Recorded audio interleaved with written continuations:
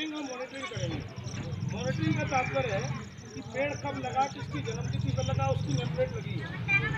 इस name plate के हिसाब से इस पेड़ को कब पानी दिया गया, कब खाद दिया। जैसे बच्चे का नहीं, बच्चा पैदा होता तो उसका एक तो कार्ड रहता है, कौन कौन से टीके कब लगे। मेरे मन में कल्पना है तो आप सबके सहयोग के बिना पूरा नहीं हो सकता। तो इसलिए इसमें जिन लोगों की रुचि हो, Lions club, rotary club, interest club, अलग अलग क्लब भी ये सब वृक्षारोपण करते हैं। मेरा कहना है कि उनके पेड़ भी कहीं कोई खराब है, उनको भी हम जो है कहीं ना कहीं इस न्यास की एम्बुलेंस के माध्यम से उनको भी जीवित करें। आपको बताऊं, नौगांव शहर में एक छोटा हाथी नाम की गाड़ी आती है, क्या बोलते हैं, छोटा हाथी प्रचलन की भाषा का शब्द है। छोटा हाथी में 500 लीटर की टंकी रखी है, पानी की सटक रखी है, खाद है, बीज है, पेड़ है, ट्री गार्ड है, लोग उस पर चलते हैं। एक ही उसमें कर्मचारी रखा है, सैलरी पेड़ रखा है उसको, वो गाड़ी भी चलाता है।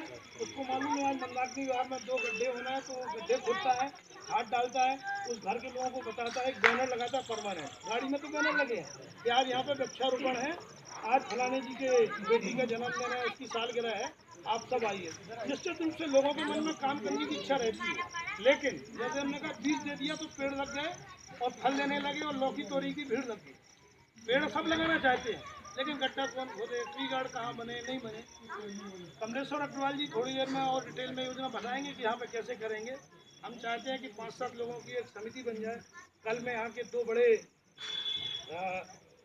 उद्योगपति तो नहीं कहता हूँ, हमारे मित्र भाई लोग हैं, उनसे मेरी बात हुई थी। नाम मैं किसी के बताना नहीं चाहता हूँ, केवल ये उन्होंने बड़ी पूरी तरह से सराहना की। उन्होंने कहा कि इसके लिए जो एम्बुलेंस चाहिए वो हम अपनी तरफ से उपलब्ध कराएंगे। कर्मचारी की तनख्वाह, हमारे यहाँ 40 लोग काम करते हैं, उसमें से एक की तनख्वाह भी उसी से जाएगी। न्यास केवल कोऑर्डिनेशन करेगा। विजय दुबे जैसे मेहनती आदमी सवेरे 5 बजे से इस पार्क को साफ कराए। शायद इसमें कभी झाड़ू भी नहीं लगती होगी, क्यों रंजन? पहली बार आज झाड़ू लगी, हम कल खुद देखने के लिए आए थे। मेरा आप सबसे निवेदन है कि अगर हमने अपने अपने घर के पास इस योजना के बारे में सोचा, मेरी कल्पना यह है कि कोई पार्क या शमशान घाट पेड़ के लिए न पकड़े जाए, बल्कि अपने अपने घर के पास में कहाँ पे पेड़ रख सकता है, और पेड़ भी पीपल का लगाना। फलदार पेड़ लगाने से यहाँ कोई नहीं लगाने देगा, कहेगा हमारी सब कांच खिड़की तोड़ देंगे आम लगाने के बाद। इसलिए पीपल का पेड़ 24 घंटे ऑक्सीजन देता है, उसके परिणाम भी अच्छे होते हैं, और हर आदमी को जलाने के लिए लगभग 1 पेड़ की लकड़ी लगती है। तो कम से कम अपने जलाने की लकड़ी के पेड़ का इंतजाम आज से लगने जाना सबको ही है। ये भी हमारे इसके पीछे भाव है। आदरणीय पन्ना लाल अवस्थी जी हैं, इन्होंने जैसे ही पता चला तो कई लोगों ने तुरंत भेज दिए। इस सेवा न्यास को 80 जी के तहत छूट भी प्राप्त है आयकर में।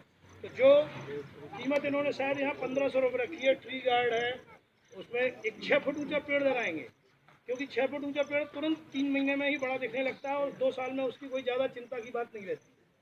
1500 रुपये किसी के भी जन्मदिन पे, उसके भाई बहन की विवाह की वर्षगांठ पे, उसके किसी स्मृति में, ऐसे अवसरों पे पेड़ लगाने का हम सोच सकते हैं।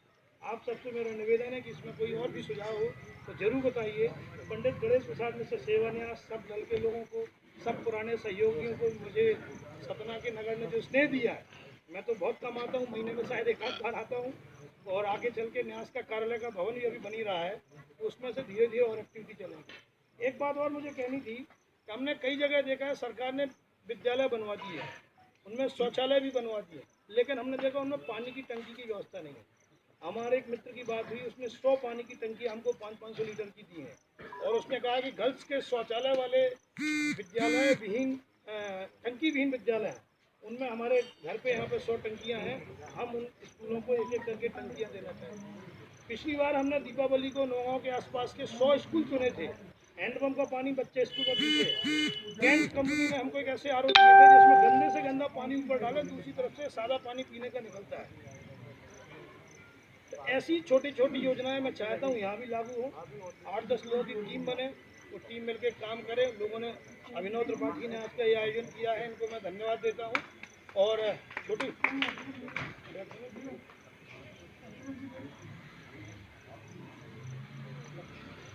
छोटे कामों से कैसे बड़े जगह तक पहुंचा जा सकता है, इसका अभी इस पुस्तिका का विमोचन हमने दिल्ली में माननीय दत्तात्रेय ओसवाले जी, संघ के सहसकार हुआ है, उनके हाथों से हुआ है।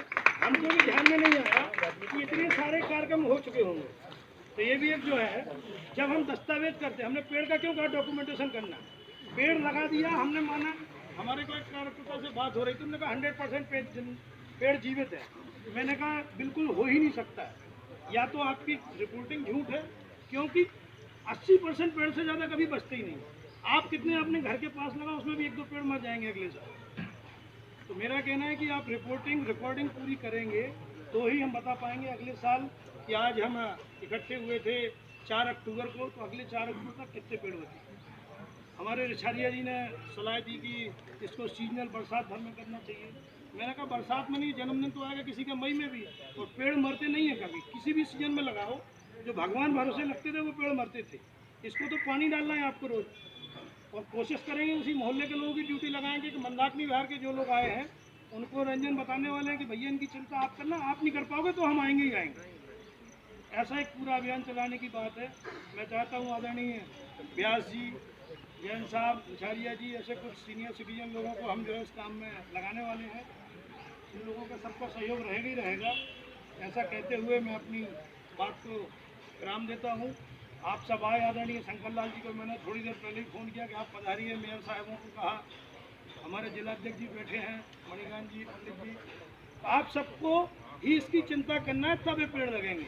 और पेड़ लगने का तो एक अभियान होगा। मेरा विशेष रूप से योगदान है कि सबको चिकित्सीय सुविधा मिले।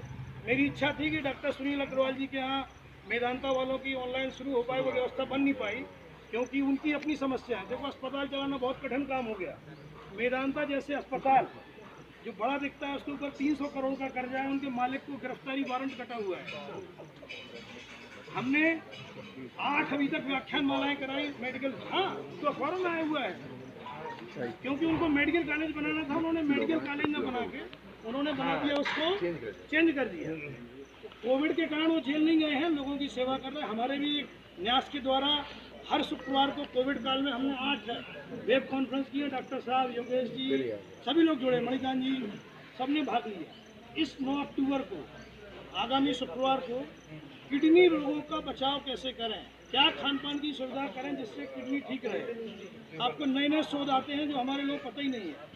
मेरे डाइटिशियन ने और डॉक्टर अनूप कुमार करके सफदरजंग हॉस्पिटल के किडनी ट्रांसप्लांट के सबसे बड़े ऑफिसर हैं, और उसके कैंसर, उसकी आगे की किडनी में भी 10 बीमारियाँ और होती। उनका कहना था कि हम लोग इतनी दाल खा चुके हैं अभी तक, और दाल खाते जा रहे हैं, इससे हमारी किडनी खराब हो रही है। हम लोग सोचते प्रोटीन चाहिए तभी किडनी चलेगी। तो ऐसी नई नई चीज़ें उस कॉन्फ्रेंस में सुनने मिलेगी। माइक्रोसॉफ्ट टीम ऐप के माध्यम से उसकी लिंक भेजते हैं, उसका आयोजन होगा। आप सबसे निवेदन है उनकी व्याख्यान मालाओं में भी जुड़ते रहिए, ऐसा मेरा अनुरोध है। और आज इस कार्यक्रम में आप सब पधारे, आपको हृदय से बहुत बहुत धन्यवाद, अभिनंदन।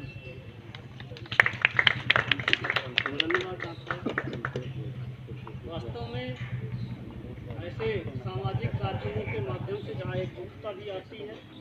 हमारी संस्कृति तो प्रकृति पूजक रही है, हमारे यहाँ वृक्षों को पूजा जाता रहा है। हम पीपल को पूजते हैं, बरा के वृक्ष को पूजते हैं, आम को पूजते हैं, और कहा भी गया है कि एक वृक्ष 100 पुत्र समाना, कि एक वृक्ष अगर हम तैयार करते हैं तो वो 100 पुत्र की तरह है। इस तरह से प्रकृति के साथ जुड़ाव करने का ये कार्यक्रम एक निमित्त बन रहा है। मैं इस कार्यक्रम की अगली कड़ी में सतना में ये वृक्षारोपण अभियान किस तरह से अपना मूर्त रूप लेगा, उसके लिए भाई कमलेश्वर अग्रवाल जी से निवेदन करता हूँ कि उनके पास जो योजना है वो बताने की जरूरत है।